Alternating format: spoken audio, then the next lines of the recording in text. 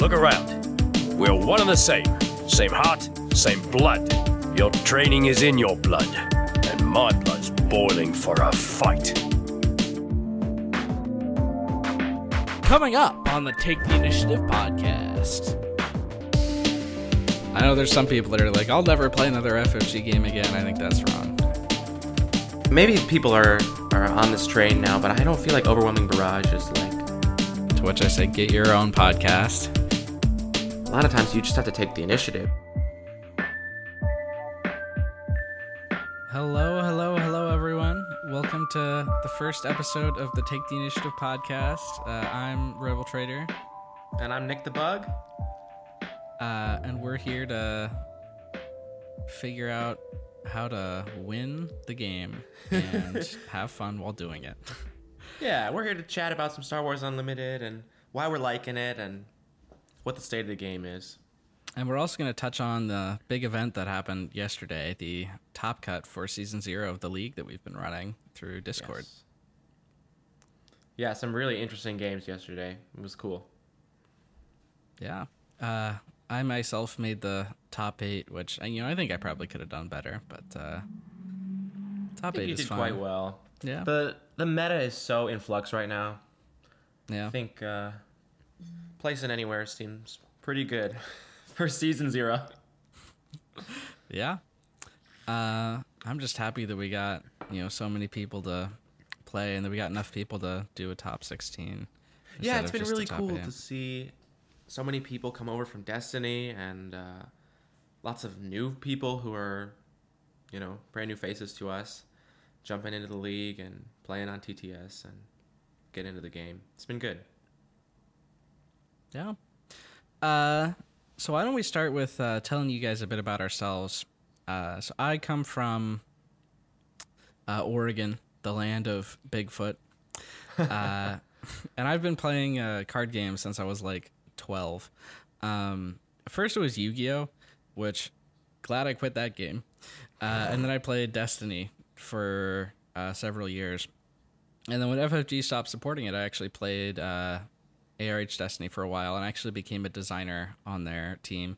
And I still actually run a monthly league for Destiny, and sometimes I pop my head in and play. But it's, the community is very small at this point. Yeah. And the meta has, there's not as many competitive events, and things are just a lot different than they were in the FFG era. So it's hard to keep participating, but I still do play Destiny sometimes. It was a great game. How about you? Yeah, I grew up in California. I did my undergrad in Wisconsin. I'm currently pursuing my master's degree in Arizona. So I've been all over. I have always been interested in card games, but afraid to dive in. So my first one was Destiny, because I got in right at the ground floor when they announced it in Awakenings, and I played it all the way through, and I had just the best time. I went to 2 world championships. I met a ton of awesome people. Realized I love competitive atmospheres and building decks and that sort of thing. Then I played quite a lot in the ARH era, especially through COVID, and when everybody was stuck at home, I played a ton of ARH. Like you said, though, the community is becoming small, and I love Destiny. It's always going to be my favorite game, but it is tough to play a game that doesn't have the backing of a big company. So I always said, when a company makes another good Star Wars TCG, I'm all in. And FFG's making Unlimited, and it looks great, and I've been having a blast with it, so I'm all in. I'm really excited about it. I know. I know there's some people that are like, I'll never play another FFG game again. I think that's wrong. I agree. Like, we were just talking before we started recording, but I feel like if I knew Destiny was going to last 3.5 years or however long, I would do the whole thing again. It was worth every penny just because it was so fun. I met amazing people, and I'd do it again in a heartbeat. Yeah, me too. I think it was, some of the most fun I've had playing card games were just like, jamming games with you and Malak for Artificer League top cuts and for hours, and stuff like that. Yeah, yeah, absolutely. And I think FFG's been pretty open about their process with this game, and how far out they're planning sets, and I have high hopes for this one. Yeah. So Even if it lasts 4 years, yeah, I'll be happy. Again, totally happy. Yeah, already have had a blast. Yeah. So what have been some of your favorite parts about Unlimited as a game? Yeah, there's a lot to like. One of the main things is the back and forth turns. That was my favorite part about Destiny. Like, I've played other card games, and just watching somebody play out their whole entire round in one turn, and you're like, wake me up when it's over. It's it's so frustrating, you know? So the back and forth actions of Unlimited and of Destiny are just wonderful. So that's been a main thing that I love. How about you? Yeah, I really like that they kept that mechanic. Yeah. It was, it's one of my favorite parts about Destiny is trying to figure out how to approach a round. I think the actions seem to matter, like, because there's generally a lot fewer actions in a round in Unlimited than there were in Destiny. But I still At least early in the game like the mechanic. Yeah. I think that's an interesting thing about Unlimited is the actions really ramp up later in the game. So things get more complicated as you go on, which is cool. But it's interesting that, like, because in this game, like, you don't start with much. In Destiny, you start with like 2 or 3 characters, sometimes 4, sometimes 7 if you're playing Ewoks. So you had that established already. But in this game, it's a more traditional card game, I think, in that you're, starting with very little and then building up. Right. And, and I really like that aspect of it. It feels fresh. Yeah. I also like the way that they did leaders and bases.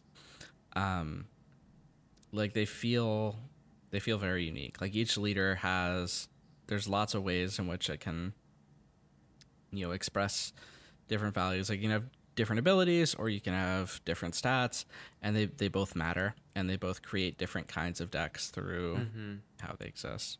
And then the bases, the concept of, like, you can play less health to get a cool ability is really nice, I think. Absolutely. Yeah, I totally agree, especially on leaders.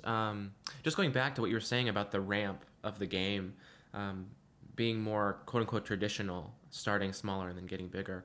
I think it's really cool the way they've designed leaders to flip out sort of right at that peak of intricacy.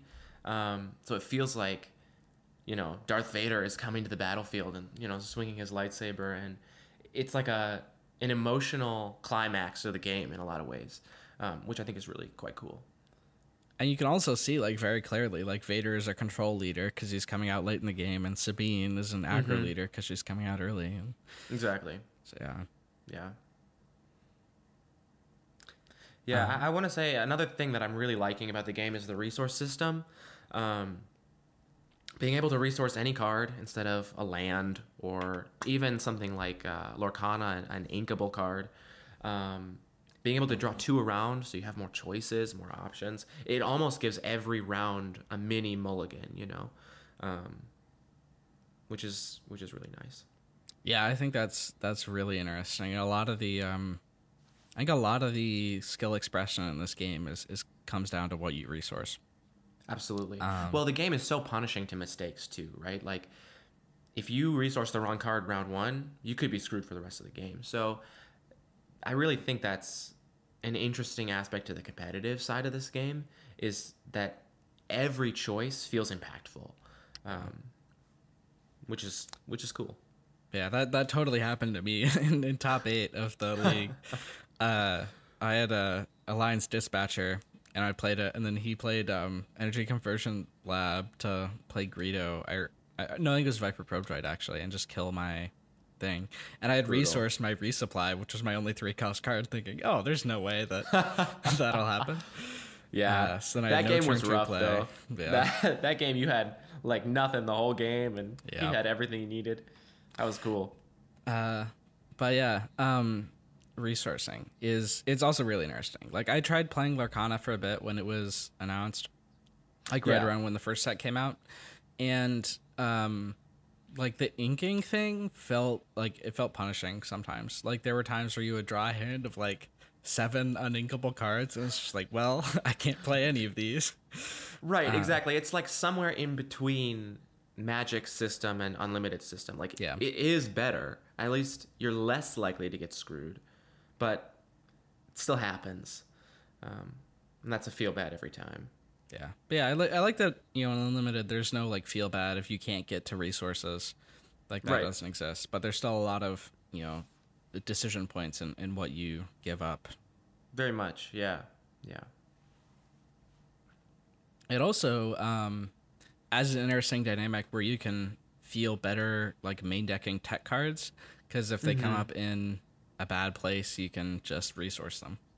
Absolutely, and it gives you the opportunity to play bigger cards too. Like, I'm to the point where I'm slotting 3 Lukes into my decks because if I get it early, that's fine, I'll resource it, and it gives me better odds of getting it late. So yeah, it definitely adds an interesting deck building mechanic in. Yeah. What have been some of your favorite decks to play so far? There's a lot. I've been trying to spread it out and try as many things as I can. Since he's been revealed, I've been loving Churret. Churret feels really good. There's a podcast question we'll get to later about taking down Boba. And I think Churret has lots of options into Boba, especially Churret Red, because Force Throw, Karabast, all those cards will take care of Fire Spray, which is your main challenge against Boba. So yeah, I'm really liking Churret. I'm really liking that he gives the ability to play all those lightsabers and upgrades that we've been getting, along with those blue and red Force events. It's been nice. I also love Tarkin.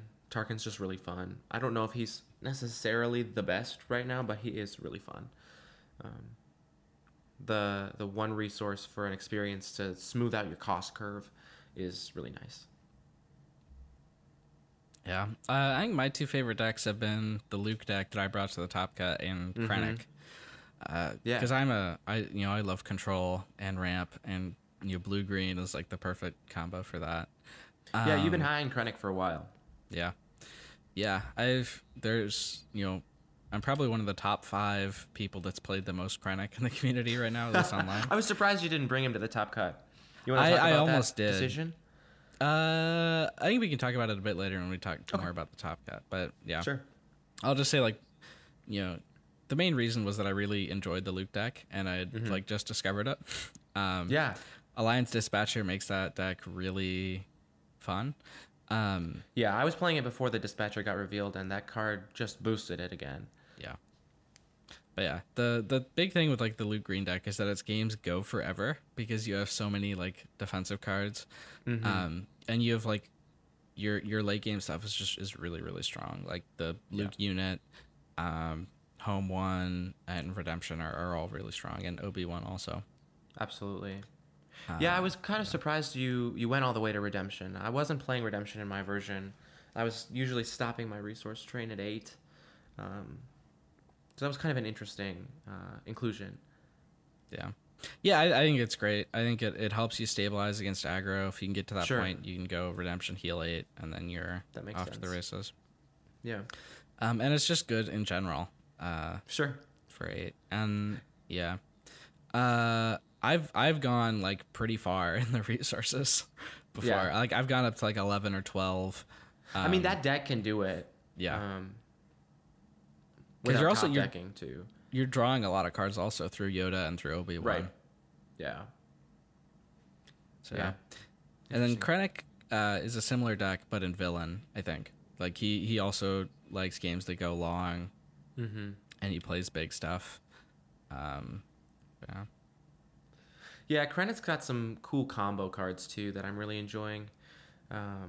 That Speeder Bike Scout is really fun. Oh yeah. And the Death Trooper. Yeah, it's so fun to go like turn 1 Scout, turn 2 Death Trooper, and you have like a 4 attack Scout. Yeah. Brutal. But yeah. I think there's another tournament coming up, I think next weekend, that I'm probably going to bring Chronic for. Cool. So yeah. An in-person or an online tournament? An online one. Oh, yeah. Perfect. Sweet. If you're free, you should join. Yeah, I think I will be free, so I'll catch you there. Awesome. So yeah, do you want to talk about the Top Cut? Yeah, let's discuss the league a little bit. So the league is something that I've been running. It's based on the old Artificery League, which passed down from the general Artificery crew to Gandork to me through the ARH Destiny era. And so it still exists under Renewed Hope, and I'm the guy that runs it. And so I basically like took a lot of the code from that and made an unlimited one based on the same format. So there's lots of resources out there on I made a YouTube video going over all the rules, but basically you play like 8 games over the course of a month, totally at your own pace, and then you get points for winning and for losing, and also for like playing consistently. And then at the end of the month, we do a top cut, and if we get to 50 people, we'll do top 16. If we don't, we'll do top 8.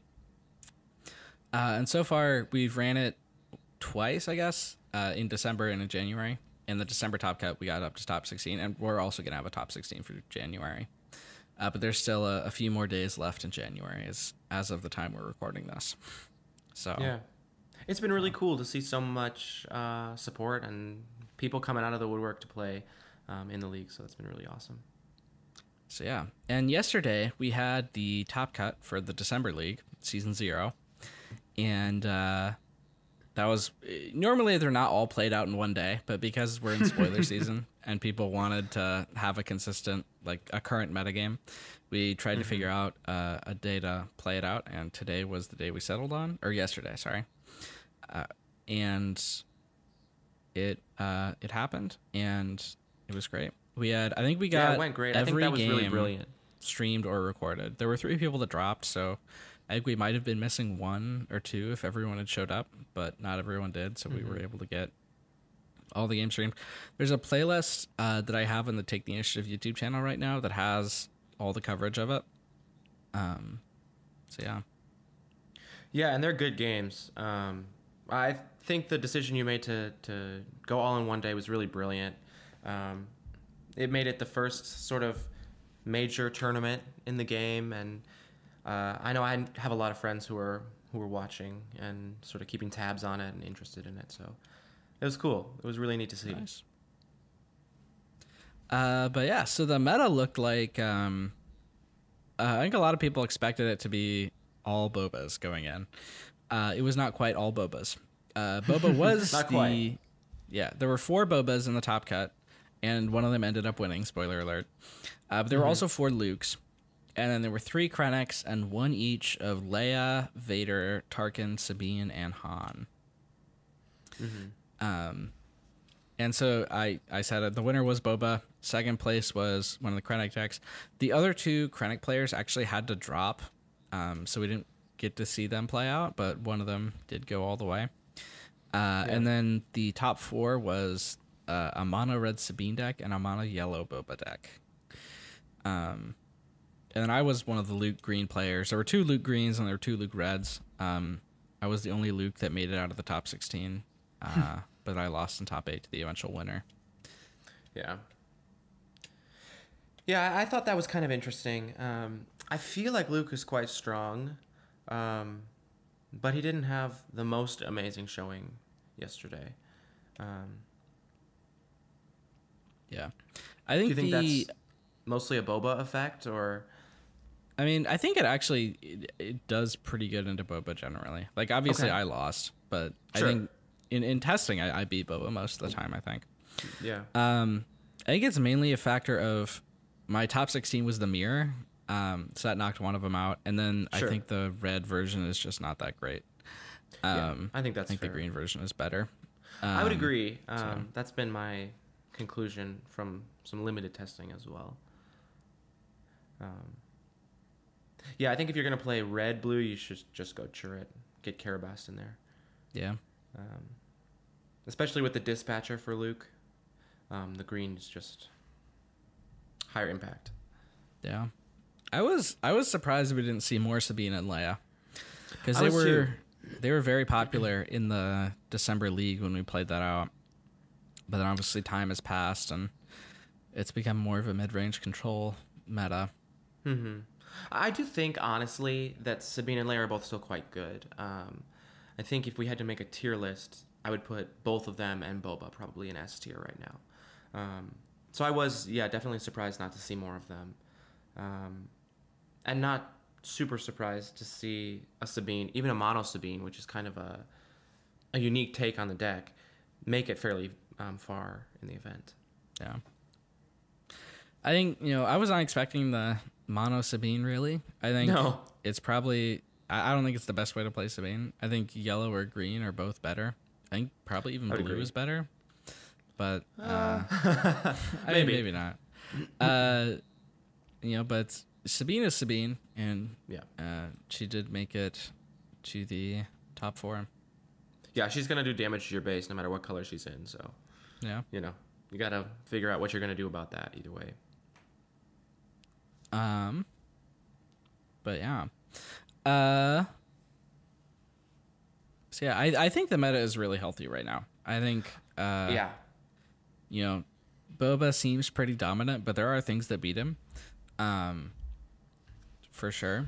Yeah, I mean, looking at our stats from last night, we saw people winning against Boba and then losing against Boba and vice versa with the same deck, which I think is super indicative of a deck that is good but not oppressive. Yeah. And I like that it's a bit of a slower meta. I don't like, the all Sabine, all Leia aggro type metas. I like it when we're, there's a bit of more methodical approach, but where aggro still exists and can be a threat. I agree, especially in a game like this where every decision feels important. It's nice to be able to take a little more time and play out a game. Yeah.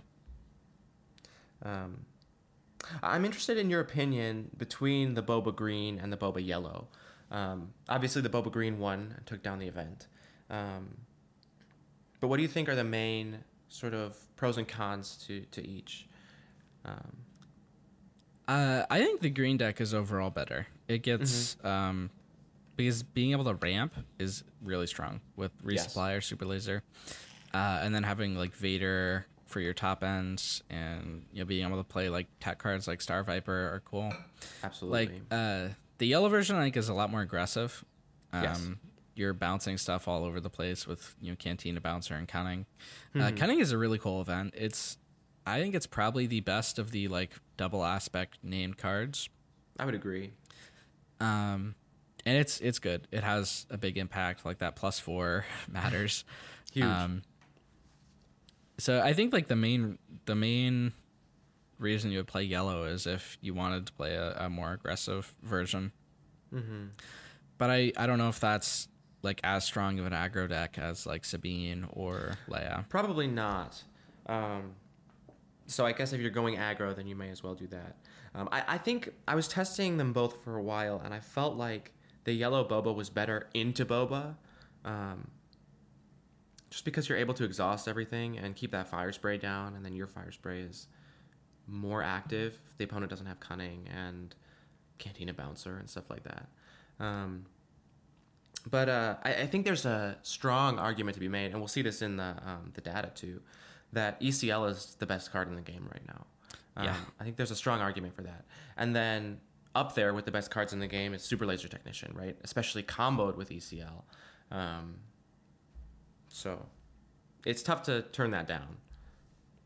Yeah, like you were mentioning, ECL Energy Conversion Lab was in 9 of the 16 decks in the top 16. So more than half the decks were running this base.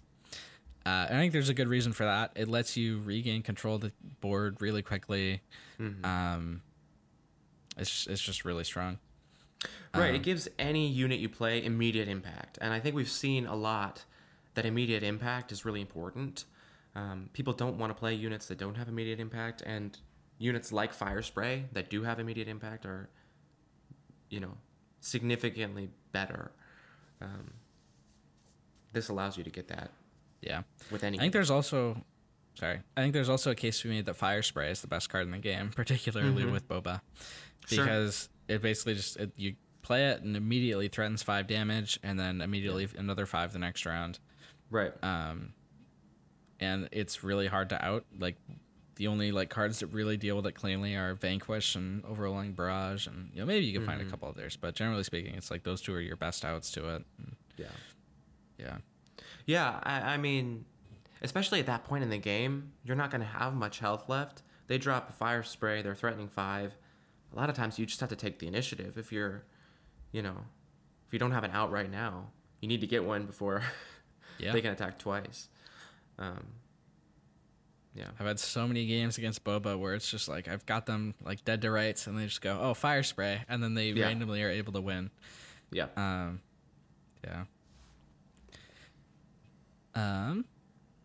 Let's see. There was another thing I was going to talk about. What was it?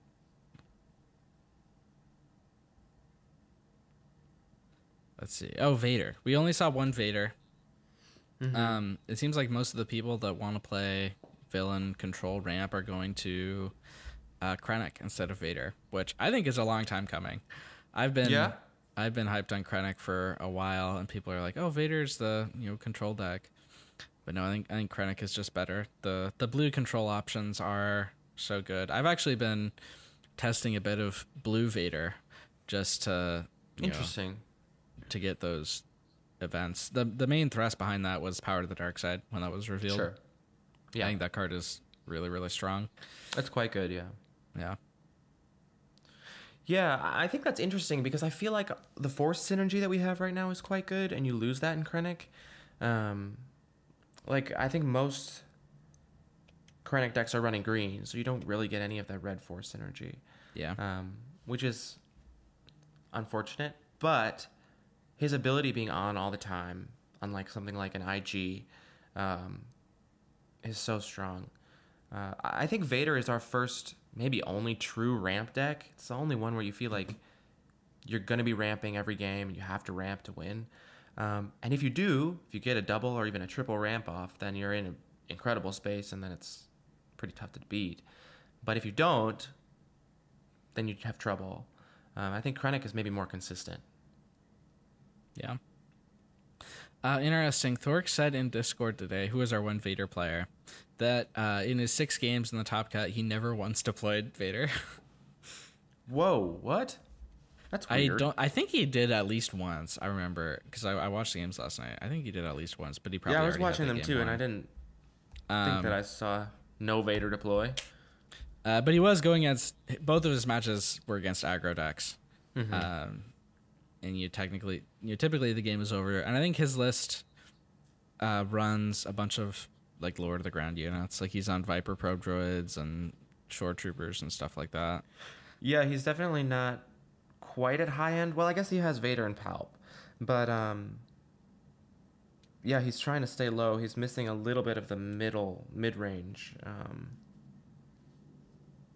units at like 4 and 5. Yeah. Well, actually, that I got reminded of the other thing I was going to talk about, and that's Steadfast Battalion, because you were sort of talking about it in which Boba deck is better. But Steadfast Battalion was one of the tech cards of the tournament. I think there were a lot of decks on it, mainly because of the combo that you can ECL it, and if you have your leader out, it can kill Boba in one hit. And survive. And actually, it can kill most leaders. Like, you can kill Luke, you can kill Krennic. Yeah. So if you're playing Boba green versus Boba yellow, like having access to that play to kill their that's Boba huge. is really strong. That's huge. That's really cool, actually. What a neat tech. Yeah. Yeah, I think your sideboard just gets much better in Boba green. You have more options for teching against stuff. Yeah. Do you have anything else you want to say about the Top Cut, or should we go on to the podcast questions? I don't think so. I think just my main takeaway was if there's a strong meta right now, it's ECL. And I think that's fine. Like, there's so many different leaders and different play styles in the Top Cut, and they were trading wins and losses. It didn't feel like something was super oppressive. And I do think Boba is probably the best, and we saw that reflected in the win. But I don't think it's unbeatable. So I think this is indicative of a very healthy game. Yeah. So we have a Discord where we had people ask podcast questions. Sometimes people answered the questions. Yeah, totally. Join the Discord. I'll probably link it somewhere in the description of this if I can. Perfect. So Loopy asks, my question for you guys is, what is the first Daigichi you will make after release? That's a good question. I'm probably just gonna build whatever I pull. But right now the colors and characters I'm enjoying the most are in Blue Hero, I think. Luke Green and Shirt Red are the two that I'm having the most fun with right now. So probably one of those. Yeah, it's interesting because both the decks that I talked about really enjoying require a lot of legendaries to build. Yeah. So I'll probably build something like maybe Sabine, which Sure, she's cheap. I mean, yeah, like there's like if you're playing the yellow version, Falcon's legendary. If you're playing like the green version, I don't think anything in her list is legendary. So. No, you don't really need anything. Yeah. The legendaries tend to be more expensive cards, except Boba and Falcon. So then, if you're running a low to the ground list like Sabine, then you're fine. Yeah. Let's see. Our next question from Inception. What's your SWU hot take?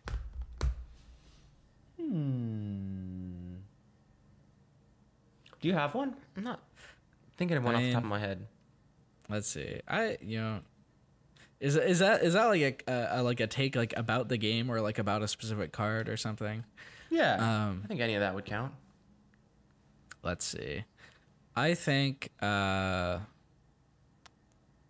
see. I'm trying to think of a good one. I have like lots of hot takes, but I think a lot of them are popular, and I want to find an unpopular one. Yeah, I was kind of thinking the same. Let's see. I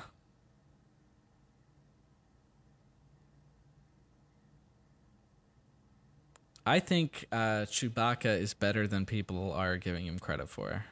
Okay. I also think I think Chirrut is also the same, but I think you agree with that. I do agree with that. I think there's enough people who agree with that that's not a super hot take. Yeah. Do you want to talk about Chewbacca a little bit? Yeah, I think like 9 health is really annoying to kill, and you get into a lot of like game states where he's sort of like standing off with your opponent's entire team. Yeah. And it's hard to kill him in one shot, and you can, if you load him up with upgrades, like he becomes a real beast. Absolutely. What color are you running him in? Green mostly. I think there's some people that have done red, but I think he red works gives better you access to... Sorry. I was going to say red gives you... Go ahead. I think he works better as a control deck that wants to go to the long game. So Absolutely. Yeah. I was just going to say red gives you access to A-Wings, Sabine, stuff like that. But it's nice to have a little bit of ramp with Chewie. Get him out earlier than turn 7. Yeah. Is nice. Yeah. That's a cool one. I feel like probably my hottest hot take is that I don't... Maybe people are on this train now, but I don't feel like Overwhelming Barrage is like the be-all, end-all card that it was. Like, I feel like Takedown is worse almost always. If you get a good Takedown playoff, that's better than a OB almost every time. Wow, okay. I just think, like, Overwhelming Barrage is fairly easy to play around at 5. There's lots of stuff that's shielding. There's lots of stuff that... I don't know. I just have not been that worried about Overwhelming Barrage lately. I mean, yeah, I think I agree. I don't think it's as good as some people think. I think it's better than a takedown usually. Like I think if you can get a good barrage off, it's usually better, and it outs That's things. fair. That I suppose are hard to get around, but I haven't seen a lot of good overwhelming barrages lately. Like I feel like usually it's like a last ditch effort. Like I got to do something to stay in the game. Those have been the plays I've been seeing recently with that card. Yeah. I think so I suppose getting a good one on Vader would be pretty huge or something similar. Yeah, it's a good removal card, but I don't think it's busted or anything. Let's see. What card do you think is the most underplayed card at the moment? Underplayed card. Most underplayed card. This one is difficult. I think like a lot of the cards that I would say are underplayed, people are actually starting to realize are good. I was just thinking the same.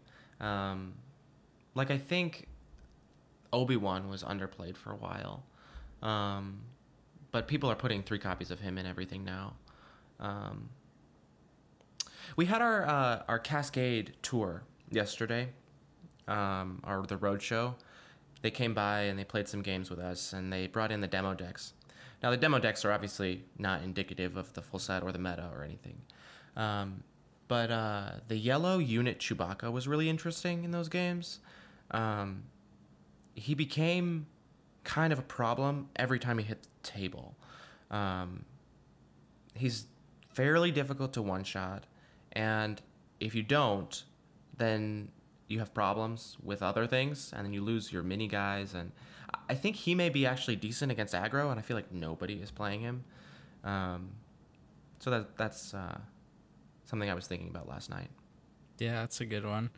I might go with the Reinforcement Walker. I think it's a really good. I mainly have it in my sideboards and a lot of my control decks, because mainly for control mirrors. Because if you can play it and get at least 2 cards out of it, that puts you like ahead in a control matchup where you're going like big thing for big thing. I think that's a great choice. Yeah. Like we've seen, I thought Luke has been really interesting, the unit Luke, because he hits the board and he's one of the only cards that I feel like if you don't do something about him, the game is just so over. Even if it was leaning the other way, if the opponent was winning, you drop a Luke and he can change the whole game. And I think the Reinforcement Walker is similar. The ability to heal 3 is quite strong. Yeah. Our next question. What will be the first card banned or to get an errata, and does the lack of major events mean no bans or erratas? I wouldn't say that it means none. It means we're, at least for set 1, it's probably less likely, but I don't think it means none. I don't know. I think I'd be a little surprised if there was one in set 1 with no major events, and I don't know. And the set feels fairly balanced so far. I think I'd be surprised. Yeah, I mean, I think there's one of the only cards that feels like really bad to play against right now is Fire Spray. That might be we kind of already talked about Fire Spray, ECL, and Super Laser Tech, which I think are the 3 that I feel. I don't think ECL or Super Laser Tech needs a change though. Fire Spray might. If there's one card that I could pick to get changed, it would be Fire Spray probably. I don't know if they actually will do it though. How would you change it? I'm not even sure. Like maybe give it less power. Like maybe like make it a condition that you have to control Boba as a unit to get the That's ready. what I was thinking as well. I think that would do it. It would make it a lot worse, but I think it would make it fair. Sure, I think that would be pretty fair, especially with already having a Boba unit available to play. Yeah. And with your leader, like, I mean, your leader unit would count, I think. Like, right, of course. It would have to count. But, like, then you could still, most of the time, if your Boba survived, you could play it on, turn 5 with him still alive, and then it basically works the same. So I think that's, that would probably be what I would do. I don't know if FFG would do that. I think, like you said, I'd be surprised. At this point. Yeah. Yeah. Good question, though. Yeah. So the next question is on that. Boba and his ship look. No, that's DJ trying to answer that question. Never mind. Oh. What are the best ways to deal with Boba Fett and fire spray? Yeah, I actually think there's quite a few, but you have to prepare for it, if that makes sense. Like, every color has something. Blue has Vanquish, or even Entrenched. Green has Overwhelming Barrage, and I haven't thought about Hero Green. But red has Carabast, or Force Throw is great. Yellow has all the exhaust and bounce effects. Every color has something, but you have to save it for fire spray, which maybe makes it worse. Then even if the opponent doesn't have fire spray, you're already making suboptimal plays. I don't know. What do you think? I think like Vanquish has worked well for me. Barrage can usually get you there. Yeah. Bouncing it tends to not do much because they can just play it back out. Saves you a round. Yeah. But yeah, I've been siding Vigilance in like all my blue decks. Sometimes people even main it. I tend not to main it because I think it's not great against most things, but against Boba it's good. Yeah.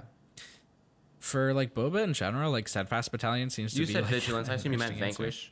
Yeah, Vanquish. Yeah, I got you. Steadfast Battalion. It's a good way to like answer Boba, the leader, and really any leader. I think people are including that a lot more. Yeah, super interesting. Do you think you main deck that card? Since there's so many leaders you can take out with it? Maybe, yeah. It depends on like, because it's competing with Callus for that 5-drop slot, I think. Absolutely. And I think like against aggro you want Callus more, and I think against other decks you want Steadfast more. I have to say though, and this may be a better hot take for Star Wars Unlimited hot takes. I have not been thinking Callus is great. Every time I play him, I'm underwhelmed. I always wish he was Bosk, honestly. Yeah. I wish he had one more health. I wish his ability was a little better. So I'm not torn up at all about swapping out a Callus for a Rook in Villain or a Steadfast Battalion in anything. Yeah. So yeah, I think Boba's hard because there's also no great out to him. Like when he comes out on 5, there's not many things to easily answer him, and there's not many things to easily answer Fire Spray. And I think that's probably the main reason why Boba is really strong right now, is because all his tools are hard to answer. Absolutely, and in fact, we're seeing lots of leaders that come out earlier feeling better. I mean, even Krennic and Sabine and Chirrut, and they feel better because they come out earlier, and then they have more immediate effect. Yeah, I think a lot of people have said that Boba is like overstated for his costs, for coming out on 5. Do you agree with that? It certainly feels that way. Luke is statted the same for one more resource.